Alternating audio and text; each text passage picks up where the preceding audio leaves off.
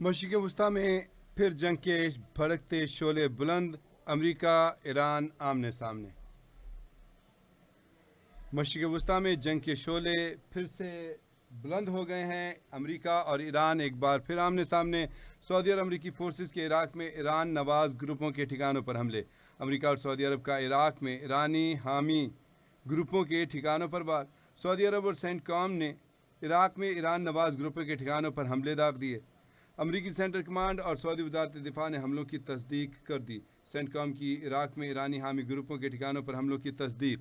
Saudi वजारत दिफा ने कहा है कि अमरीकी सेंट्रल कमांड के साथ मिलकर इराक में ईरान नवाज ग्रुपों के ठिकानों पर हमले किए। सऊदी वजारत दिफा का कहना है कि ईरान नवाज ग्रुपों ने सऊदी तेल तनसीबात को निशाना बनाया था। कार्रवाई हालिया ड्रोन हमलों के जवाब में की गई।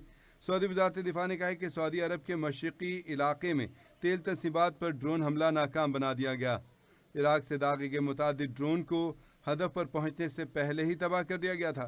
सेंटकॉम का कहना है कि अमेरिका और सऊदी अरब ने इराक में ईरानी हामी ग्रुपों के ठिकानों पर हमले किए। अमेरिकी सेंटकॉम का कहना है कि इराक में ईरान से वाबस्ता मुसल्लह गिरोहों को निशाना बनाया गया। सेंटकॉम का कहना है कि ये गिरोह अमेरिकी फोर्सेज और सऊदी तवानाई ढांचे पर हमलों की तैयारी कर रहे थे। अमरीकी सेंटकॉम ने कहा है कि ईरान नवाज गिरोहों के हमले नाकाम बना दिए गए हैं।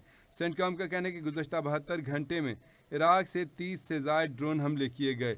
अमरीकी सेंट्रल कमांड का कहना है कि इराक में दहशतगर्द गिरोहों को पासदारान ने हिदायत दी थी। मशरिक़ वस्ती में फिर से जंग के भड़के अमेरिका आमने सामने।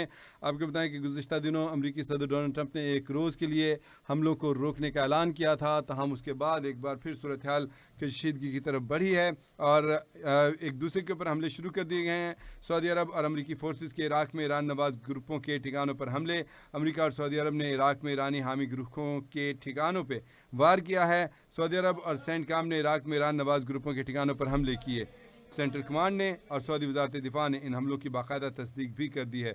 सेंटकॉम ने इराक में ईरानी हामी ग्रुपों के ठिकानों पर हमलों की तस्दीक करते हुए कहा है कि अमेरिका और सऊदी अरब ने इराक में ईरानी हामी ग्रुपों को उनके ठिकानों को निशाना बनाया है, जबकि सऊदी वजारत दिफा ने तस्दीक किया कि अमेरिकी सेंट्रल कमांड के साथ मिलकर इराक में ईरान नवाज ग्रुपों को निशाना बनाया, उनके ठिकानों पर हमले किए हैं। सऊदी वजारत दिफा का कहना है कि ईरान नवाज ग्रुपों ने सऊदी तेल तनसीबात को निशाना बनाया था। सऊदीया की वजारत दिफा का कहना है कि कार्रवाई हालिया ड्रोन हमलों के जवाब में की गई है।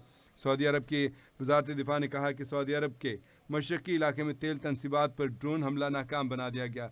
इराक से दागे गए मुतादिद ड्रोन को हदफ पर पहुंचने से पहले ही तबाह कर दिया गया था।